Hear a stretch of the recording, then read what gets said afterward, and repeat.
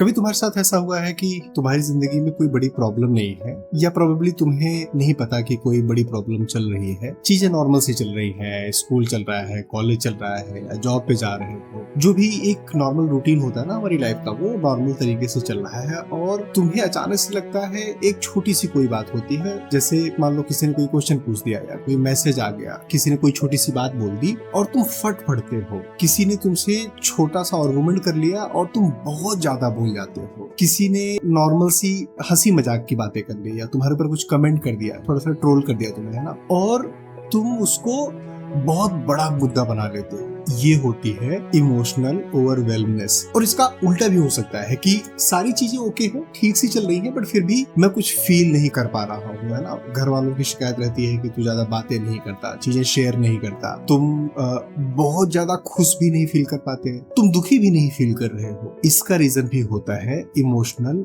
ओवरवेलमनेस। आज के वीडियो में हम यही बात करने वाले हैं कि इमोशनल ओवरवेलमनेस होती क्या है, क्यों होती है, कैसे होती है, इसके पीछे साइंटिफिक रीजन क्या है, इसको कंट्रोल कैसे करना है, क्या इसे कंट्रोल किया जा सकता है या मैनेज किया जा सकता है, ये किन किन टूल्स से, मतलब शॉर्ट टर्म में हम क्या यूज कर सकते हैं, लॉन्ग रन में क्या यूज कर सकते हैं, किस तरीके से इसे सही किया जा सकता है।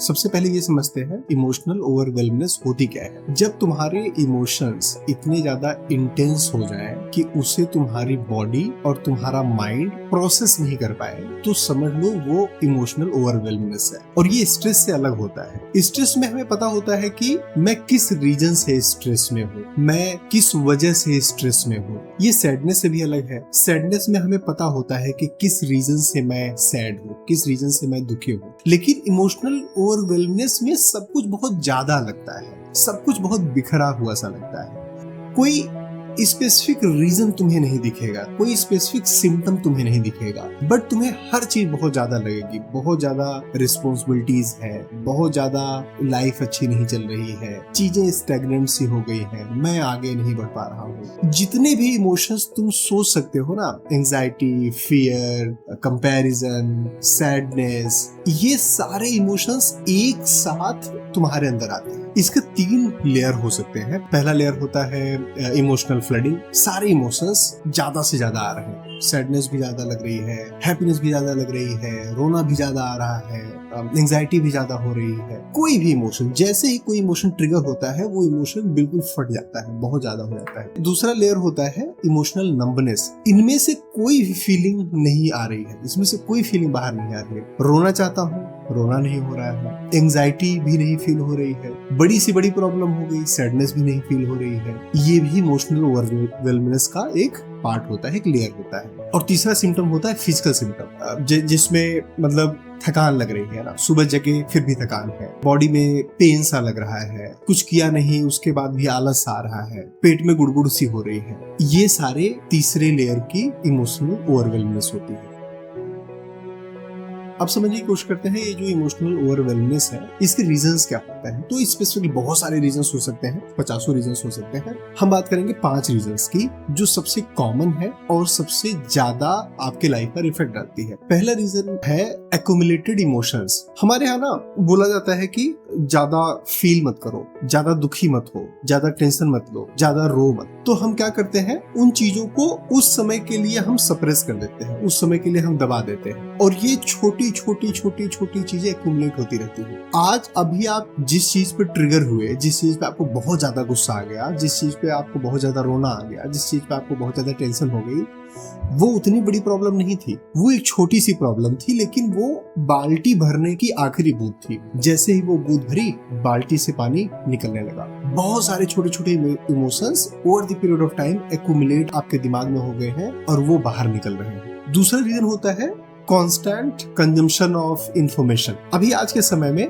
हम news, WhatsApp, reels, Instagram, YouTube, Netflix, सारी चीजें हम बहुत ज्यादा कंज्यूम करते हैं। एक्सप्रेस बहुत कम हो गया है। पहले क्या होता था कि लोग थोड़ा कंज्यूम करते थे, ज्यादा एक्सप्रेस करते थे। आज के समय में हम बहुत ज्यादा कंज्यूम करते हैं, एक्सप्रेस बहुत कम करते हैं, निकालते बहुत कम है, बातें बहुत कम करते हैं, एक्सप्रेस बहुत कम करते हैं। उससे क्या होता है कि हमारा नर्वस सिस्टम जो जिस तरीके से डिजाइंड है over the period of million years, जिस तरीके से वो डेवलप हुआ है, जिस तरीके से बना है, हम पूरे एक महीने में जितनी इंफॉर्मेशन प्रोसेस करते थे, कंज्यूम करते थे, आज एक दिन में हम उतना कंज्यूम कर रहे हैं। तो हमारा नर्वस सिस्टम पूरा का पूरा प्रोसेस नहीं कर पाता। और वो जब हम रील्स देखते हैं, जब हम व्हाट्सएप के मैसेजेस पढ़ते हैं, तो हमारे अंदर आता क्या है? इमोशंस ही तो आते हैं ना। किसी चीज को लेकर कंपैरिजन, किसी चीज को लेकर सैडनेस, किसी चीज को लेकर हैप्पीनेस।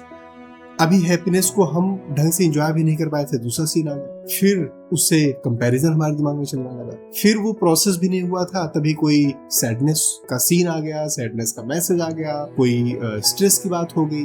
हमारे इमोशंस प्रोसेस ही नहीं हो पाए, इसलिए आज वो ओवरवेल्म हो रहे हैं। तीसरी चीज होती है suppressing for a long time. इसमें तुम कोई एक इमोशन या दो इमोशन, जैसे किसी चीज से तुम दुखी थे, टेंशन थे, बहुत लंबे समय तक वो चलती जा रही है। और हमारे यहाँ बताया जाता है कि भाई मर्द को दर्द नहीं होता, आजकल किसी को दर्द नहीं होता है ना। सब यार ऐसी सिचुएशन तो सबके साथ होती है, तेरे साथ क्या अनोखी हो गई है, क्या सब लोग इसको हैंडल कर लेते हैं, तू क्यों नहीं हैंडल कर पाएगा? ये बातें सबको बताई जाती है। फिर होता क्या है कि हम उस इमोशन को, वो सैडनेस, वो एंजाइटी या कोई भी एक या दो इमोशन, उसको हम सप्रेस करते जाते हैं। और वो सप्रेस लगातार होते होते इतना ज्यादा बढ़ गया है कि एक दिन वो ओवरवेल्म हो जाता है, बाहर निकलने लगता है, फट जाता है। चौथा रीजन होता है रिलेशनशिप। एक स्टडी बताती है कि इमोशनल ओवरवेलमनेस का एक मेजर रीजन, इमोशन सप्रेस के बाद मेजर रीजन होता है रिलेशनशिप। आपके रिलेशनशिप अच्छे नहीं है, आपके पार्टनर के साथ, आपके पेरेंट्स के साथ, आपके बच्चे के साथ, किसी के साथ। और वो ऐसी चीज है, वहां से आप निकल भी नहीं पा रहे हो, आप अपने रिलेशनशिप से नहीं निकल पा रहे हो। पेरेंट्स को आप बदल नहीं सकते, बच्चे आप बदल नहीं सकते।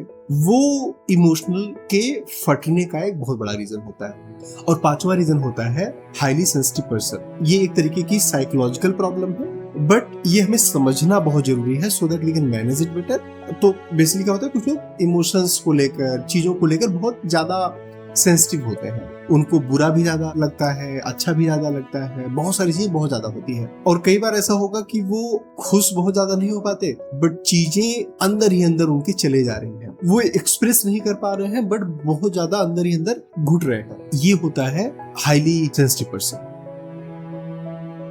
मैं आपको कुछ छोटे छोटे और जल्दी जल्दी साइंस बता रहा हूँ कि कैसे हमें पता चलेगा कि हाँ, मुझे इमोशनल ओवरवेलमनेस की प्रॉब्लम है। पहला साइन होता है छोटी सी चीज बड़ी लग जाती है। किसी ने छोटा सा मजाक कर दिया, छोटी सी बात बोल दी, किसी ने ईमेल का रिप्लाई मांग लिया, किसी ने बोल दिया इतनी देर अभी तक तूने रिप्लाई क्यों नहीं किया, किसी ने छोटा सा कमेंट कर दिया, बहुत बड़ा बना देते हो। दूसरा साइन होता है डिसीजन लेना इम्पॉसिबल सा लगने लगता है। हम कोई डिसीजन नहीं ले पाते किसी सिचुएशन में, किसी बात में। हम बातें करते रहेंगे, कंटिन्यूअस वो डिस्कशन चलता रहेगा, बट एक कंक्लूजन, एक डिसीजन नहीं ले पा रहे। तीसरा साइन होता है सबसे विड्रॉ करना चाहता है। जैसे कोई दोस्त तुमसे मिलने आ गया, तुम्हें अच्छा लगेगा, दोस्त आ गया, बट फिर तुम्हें थोड़ी देर बाद ही लगेगा यार अब ये चला जाए, ये ना मेरा टाइम लॉस हो रहा है, मेरी चीजें छूट रही है ना। या तुम सोसाइटी में तुमसे कोई मिलना चाहता है, तुम कोशिश करते हो, तो सबसे विड्रॉ, दूर भागना, अकेले रहना, अपने में खोए रहना, रील्स स्क्रॉल करते रहना, ये एक साइन होता है। चौथा साइन होता है बिना कुछ किए हुए फिजिकली थके रहना। कुछ किया नहीं है खास, फिर भी थकान सी लग रही है। एक और साइन होता है कि छोटी छोटी बातों पर रोना आ जाए, छोटी छोटी बातों पर आंखें भर आए, या इसका उल्टा, रोना चाहते हो, फीलिंग है बट रोना ही नहीं आ रहा है। या कभी किसी ने पूछा कि कैसा फील हो रहा है, पता नहीं यार, जिंदगी अच्छी नहीं चल रही, बस कट रही है, समझ नहीं आ रहा है क्या चल रहा है, ये वाली फीलिंग।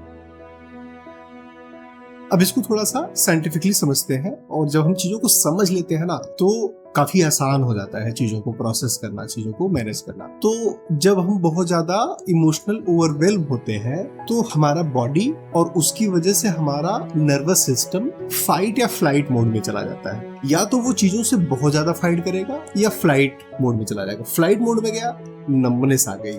फाइट मोड में गया तो आप हर चीज पे लड़ जाओगे, हर चीज पे झगड़ जाओगे, बहुत ज्यादा ओवर रिएक्ट कर दोगे। और इसको बोलते हैं sympathetic nervous system activation. Actually क्या है ना कि जब चीजें चल रही है ना, सप्रेस और ये जितने भी हमने साइन पढ़े हैं, जितने भी रीजंस हमने समझे, तो हमारी बॉडी का जो नर्वस सिस्टम है वो हमें प्रोटेक्ट करना चाहता है। और प्रोटेक्ट करने के लिए वो या तो शट डाउन हो जाता है, या फ्रीज हो जाता है, या ओवर रिएक्ट करने लगता है। हमारे मसल्स टेंस हो जाते हैं, है ना, हार्ट बीट बढ़ जाती है, ब्रीदिंग सॉलो हो जाती है, थिंकिंग क्लाउडी हो जाती है, ढंग से सोच नहीं पा रहे हैं कुछ, अब आता है कि इसको सॉल्व कैसे करें, इसको सही कैसे करें। तो 3 लेवल पे इसके सॉल्यूशन होते हैं, 3 लेवल पे हमें इसके सॉल्यूशन करने पड़ते हैं। सबसे पहले तो इमीडिएट, और फिर शॉर्ट टर्म, फिर लॉन्ग टर्म। इमीडिएट लेवल पे हम क्या कर सकते हैं, जैसे ब्रीदिंग टेक्निक है ना। तो ब्रीदिंग टेक्निक में क्या है, एक बार आप गहरी सांस लो, होल्ड करो, फिर से सांस लो और फिर धीरे धीरे जितना स्लो पॉसिबल हो बाहर निकालो। लाइक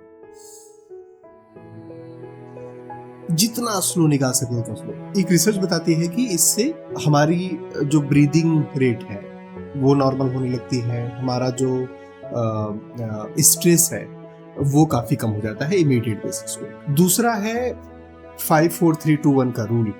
जैसे 5 चीजें जो मैं देख सकता हूँ, ऑब्जर्व, इधर उधर ऑब्जर्व करो कि 5 कौन सी ऐसी चीजें हैं जो मैं देख सकता हूँ, 4 ऐसी कौन सी चीजें हैं जो मैं टच कर सकता हूँ, 3 ऐसी कौन सी चीजें हैं जो मैं स्मेल कर सकता हूँ, 2 ऐसी कौन सी चीजें हैं जो मैं अभी तुरंत पकड़ सकता हूँ, छू सकता हूँ, 1 ऐसी कौन सी चीज है जो मैं टेस्ट कर सकता हूँ, समथिंग लाइक दैट। एक्चुअली ये जो इमोशनल ओवरवेलमनेस होती है, एंजाइटी होती है, स्ट्रेस होता है ना, ये ज्यादातर या तो पास्ट की वजह से होता है या फ्यूचर की वजह से।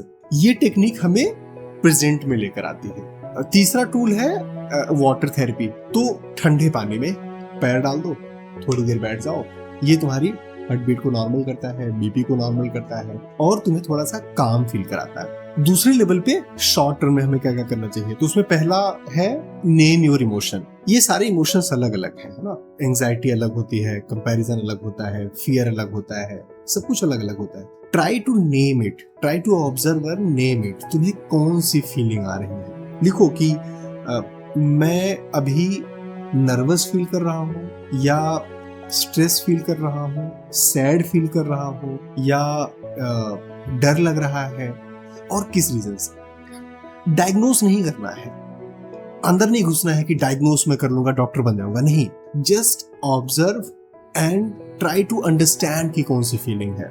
रिसर्च बताती है कि ये 50% आपके इमोशन ओवरवेलमनेस को तुरंत कम कर देता है। अगला टूल है मूवमेंट।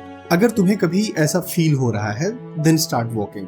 रनिंग के लिए चले जाओ, वॉक के लिए चले जाओ, it will decrease your emotional overwhelmness. और अगला टूल है कुछ कंप्लीट करो, क्योंकि इस समय क्या होता है ना कि हमारा नर्वस सिस्टम और दिमाग शट डाउन फेज में होते हैं, तो हमें लगता है कि सब कुछ इनकम्प्लीट है, कुछ भी नहीं कर सकता, ऐसी फीलिंग आएगी। हो सकता है आपके सरफेस पे वो ना आ रहा हो, बट अंदर ये चल रहा होता है। उसमें कुछ कंप्लीट करो, छोटा सा, जैसे कोई ईमेल सोचा था रिप्लाई करने के लिए, just try compose and reply that email. अपने कमरे को सही कर लिया, अपने बिस्तर को सही कर लिया, कोई एक छोटी सी चीज है ना। इससे क्या होता है, तुम्हारे माइंड को एक सिग्नल जाता है, नर्वस सिस्टम को सिग्नल जाता है, everything is not out of control, I can do multiple things, there are few things which are under my control. और लॉन्ग टर्म के लिए सबसे पहले तो इमोशनल हाइजीन। कौन सा इमोशन आ रहा है, क्या आ रहा है, गुस्सा आ रहा है, try to express that, try to name that, try to identify that. हमेशा सप्रेस नहीं करना, हमेशा दबाना नहीं है। दूसरा टूल है बाउंड्रीज सेट करो। चीजों की बाउंड्री सेट करो कि मैं इतनी ही रिस्पॉन्सिबिलिटी ले सकता हूँ, तुम्हारी मैं इतनी ही हेल्प कर सकता हूँ। No means no is a complete sentence. No कहना सीखो, मना करना सीखो चीजों में। एक और चीज कर सकते हैं लॉन्ग टर्म के लिए, कोई सेफ स्पेस ढूंढो, कोई एक ऐसा बंदा, ऐसा दोस्त, घर का मेंबर जिसके साथ तुम चीजों को शेयर कर पाओ, जिसके साथ तुम चीजों को बता पाओ। और अगला टूल है, बहुत इंपॉर्टेंट है, स्क्रीन टाइम कम करो। मैं ये नहीं कह रहा हूँ कि बिल्कुल खत्म कर दो अपना स्क्रीन टाइम, क्योंकि आप सोसाइटी से बिल्कुल अलग नहीं हो सकते, बट रिड्यूस। और ये जो स्क्रीन टाइम और फालतू में जो हम स्क्रीन टाइम देखते हैं, उसके लिए ना ब्लॉक टाइमर कि ये आधे घंटे शाम को 8 से 8:30 बजे तक ही मैं रील्स देखूंगा, यूट्यूब देखूंगा या कुछ ऐसा करूंगा। लिमिट कर दो उसे। दोस्तों, मुझे उम्मीद है ये जो बारीक सी चीजें मैंने आपको बताई, ये आपकी लाइफ में बहुत हेल्पफुल होंगी। और इसमें इस तरीके के इमोशंस, इस तरीके की सिचुएशंस में कभी आप या आपका कोई जानने वाला फंसा है या नहीं, कमेंट बॉक्स में मुझे कमेंट करके बताओ। अगर ये वीडियो अच्छी लगी तो प्लीज चैनल को सब्सक्राइब करो और हमारी वीडियोस को देखते रहो। अपना और अपनों का ख्याल रखो। Thank you. जय हिंद।